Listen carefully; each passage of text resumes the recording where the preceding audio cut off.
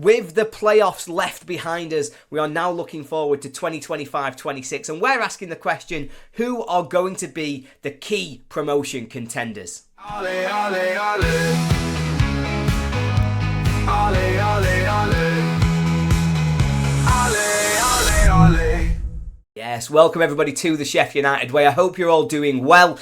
We are, of course, now pivoting away. We don't want to think about the pain, the suffering, everything else that's just gone on over the last couple of weeks. We're looking forwards and we're looking to 2025-26. And so let's have a look at how the other teams that want to get promotion are shaping up. Who are they and who are the key contenders? Now, I'm looking at the favourites, and currently the favourites are Ipswich Town. Ipswich have just been relegated from the Premier League. They were the final team to be confirmed as being relegated from the Premier League. Their relegation was confirmed on the 26th of April with 4 games of the season remaining. They, though, are in an interesting position because they've got quite a strong core to their team, a little bit similar to United of a few seasons ago, where they've risen very quickly, League One, Championship, straight up into the Premier League, and when they've got there, they've struggled a little bit. United obviously flourished, but then were brought back down to earth. For Ipswich, that journey condensed a little bit. They got promoted quicker, they also got relegated quicker, but they also have a manager who is still with them on relegation, 𝗵𝗵, a legend at Ipswich, and who is going to do his level best to get them back into the Premier League. The key risks that currently surround this Ipswich squad are which players are they going to lose? Because of all the teams that are being relegated, they're the ones with the most to lose, it looks like. Liam Delap certainly looks to be a name who is almost certainly leaving them. £30 million his release clause, and it seems likely he's going to one of the big boys. A few other players are getting admiring glances from here and there. Omari Hutchinson, he certainly has got his suitors in the Premier League. Will they be able to take him away? Will Sunderland go back in for Jack Clark now that he's playing Championship football again? And will Leif Davis be poached by somebody looking for a left back and one who's got a wicked left foot, being able to get all kinds of goals and assists? So he's another one who may be in demand. But to me, they look like a stable team. They look like they're not going to lose too much there. They're going to have a stability. They're going to have a solid core which runs through them, which has already delivered 1 promotion from the Championship, and they'll be looking for an immediate return to the Premier League. They are well set to go straight back again, and with the parachute money, you wouldn't bet against them spending a fair bit as well, especially if they bring in the big transfer fees we've already suggested. The current favourites to come second in the Championship are Southampton. Now, feels a bit bizarre, doesn't it? They're coming off the back of one of the all-timers, an all-timer of an awful Premier League campaign. 12 points won, and that surely has to set them up for a really difficult summer, trying to answer the questions of where that's gone wrong, but also mentally, how do you bounce back from a season as bruising and as difficult as that?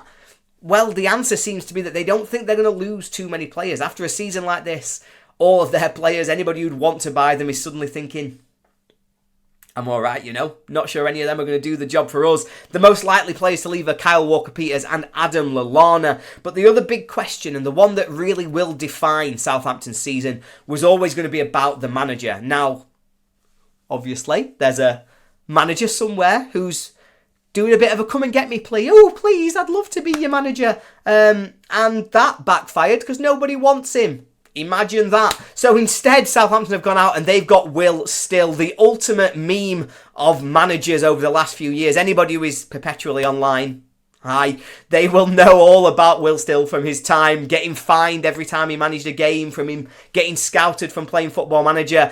It's going to be very interesting how he adapts to English football and whether or not he can get Southampton to bounce back at the first time of asking. It's a huge job to try and recover their mentality, to try and get them feeling positive to go for promotion. But if he can live up to his expectations, if he's as good a manager as it has been suggested over the last couple of years during his time in France, then you can see why there's such high expectations for Southampton to bounce straight back to the Premier League. Now, United have slotted in as third favourites, but let's be honest, we all know about United. The question is, which of the key players are we going to lose and how are we going to reinvest any transfer fees we get? But also, what are the new owners going to pump in to make United competitive at the top once again? Skipping past United, the team predicted to come fourth as it currently stands is Birmingham City. They are newly promoted from League One and they are slotting straight into fourth favourites to win the Championship title next season. But we all know why that is.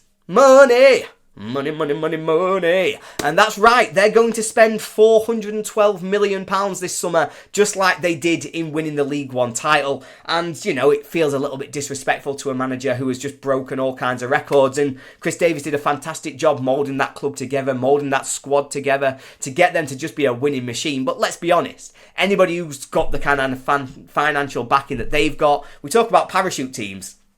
Parachute teams will be lucky to compete with Birmingham City right now. They've got the £20 million centre forward Jay Stansfield coming with them out of League One. I'm also looking at other players in their squad. We're talking about 𝗣𝗿𝗲𝗃 𝗚 at centre back, an unbelievable player, and it's quite frankly ridiculous was playing in League One last season. The same goes for 𝗤𝗏𝗄𝗃 𝗚𝗏, fantastic central midfielder, just much too good for the level. Should have been minimum playing Championship football last season. They're two players who will stand out even in the Championship, but also who knows how much money they're going to spend. We're already talking about and hearing rumours of £50,000 a week and £10 million transfer fees for players like 𝗤𝗏𝗄𝗃. And so who knows what Birmingham will look like, but they're certainly going to try their best to buy their way to the Championship title. And whichever way it goes, I'm sure it's going to be a really exciting season for Birmingham City. We then round off these kind of playoff spots, shall we say, with two teams who are known quantities in the Championship. We're talking about Coventry City and Middlesbrough. They are two clubs who are probably looking back on 24-25 with quite a few regrets. I mean, let's talk about Middlesbrough first. They underperformed to a ridiculous degree. They finished 10th in one of the worst iterations of the Championship for a long time. It was the lowest bar to get 6th place that I think it's ever been. I can't believe Michael Carrick has still got a job. If he remains in his job come September, then probably they're not going to compete for automatic promotion. It's quite as simple as that, because he's proven himself now over 2.5 years to just not be at the level to create a consistent team capable of getting themselves into the Championship playoffs and competing beyond that. Fingers crossed, eh? They have got a lot of work to do with the transfer market. They've lost Ben Doak, they've lost Emmanuel Latté-Laff, and they're likely going to be looking at losing at least one of Aidan Morris and Hayden Hackney. They're really strong central midfield core. So it's going to be interesting what they do with their business. Maybe that will give them a better opportunity to go at trying to get promotion, but they certainly look a long shot right now.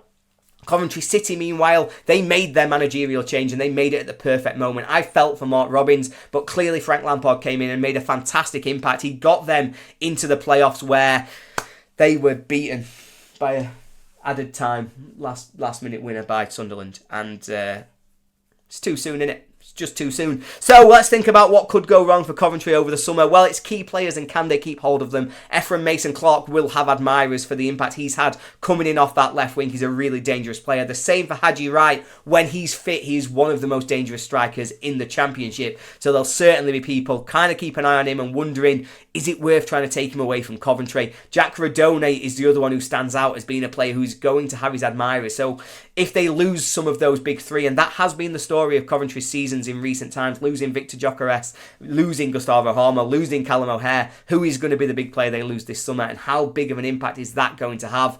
That's the question, and that's what might scupper their chances of coming for automatic promotion. So they're the big six, but there's two other teams who I think have to have an honourable mention. They are both new to the division, but they're going to have a say in what happens for automatic promotion, I'm almost certain. Let's start with Leicester City. They've just been relegated from the Premier League, and to be honest, their squad is the best for me. I think if there weren't off-field issues which are starting to hang over the club, we'd be talking about these as almost nailed-on favourites for the title, because they were so strong at Championship level last time. They've won the most points in the Premier League of the three relegated clubs. They're the most well set in terms of financials and everything else to be a huge contender to just go ahead and steamroller through the Championship once again. However, what is their punishment for the PSR break going to be? Are they going to have a 10, a 15-point deduction? And if that is the case, they're definitely going to be aiming for 6th place and into the playoffs. There's no way they could come back from that to mount an automatic promotion charge. The other half of that is, well, if it's not going to be the points deduction, are they going to get hit with a significant transfer embargo? And that will make a very interesting summer for them, because they've got so many players who will have relegation release clauses, who will have huge wages that they can't afford in the Championship. Will they have to sell? And in which case, will they just be completely unable to recruit? They're the questions, and so it's hard to predict them to be at the top, but I'm certain they'll have a massive part to play, whether it's in the playoffs, whether it's at the promotion, whether it's actually fighting just to try and get out of any kind of relegation trouble, given the significance of a points deduction. Who knows? But it's going to be an interesting season for Leicester City. And the last one is, of course, the Disney princesses, the Hollywood story, the fantastic, beautiful, heartwarming way that you can financially dope your way through the lower leagues. Yes, I'm talking about Wrexham. And of course, I say a lot of that tongue-in-cheek because this is effectively a rinse and repeat of what we said about Birmingham. Just they do come in with a bit of a lower starting point.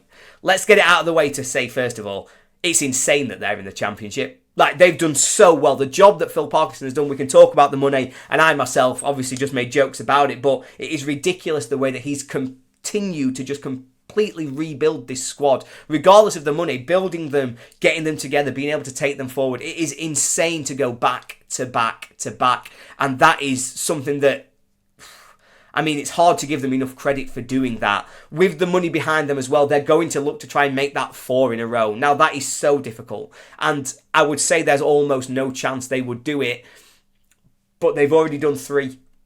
So why wouldn't they have an opportunity to try and go for 4? They're going to have to recruit so well because their current squad depth, it's not quite strong enough to be talking about the top half of the Championship, never mind a promotion push. They've got a lot of recruitment to do. They've got a lot of old players on big wages and they'll need to do some significant work. But it sounds as though they're already starting to look at funding huge loan signings. They're also going to be competing with Birmingham with huge wages, trying to just attract players into their club. They can also obviously offer them the kind of celebrity that comes with being in Disney Plus, that comes with having a cameo in a Deadpool film. So there's lots of things that they can do to try and bring players in, which will give them an opportunity to try and push forward and get themselves into this promotion contention. They're the weakest of the teams we've talked about so far, but they're one to keep an eye on, particularly over the summer, to see just how much they're going to pump in to try and attack this division, try and get themselves straight into the Premier League and the fairy tale to continue.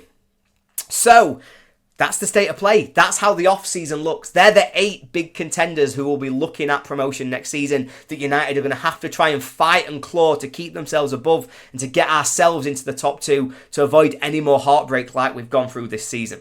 We will keep revisiting this kind of video as the summer goes on, looking at the business that's being done by these teams and whether or not they're still looking to vie for position in terms of that promotion race. And then, of course, just before the season starts, we'll come at you with our predictions. Which of these teams are going to be the ones we predict to get promotion once we've seen the business, once we've seen what happens in terms of off-field issues, and whether or not any of these teams are able to sustain the momentum they've currently got behind them as being the favourites for promotion. Let's see how we go. Have a great summer, Blades. We will, of course, be with you every step of the way, giving you updates on where United are at, what's happening more broadly, and any transfer business, excitement, rumours. We will be there to talk you through every single step of it. But have an amazing summer. I know we're going to try our best too. It's not started great, but we have to rebuild from there. 𝗚𝗿𝗄𝗍𝗄𝗃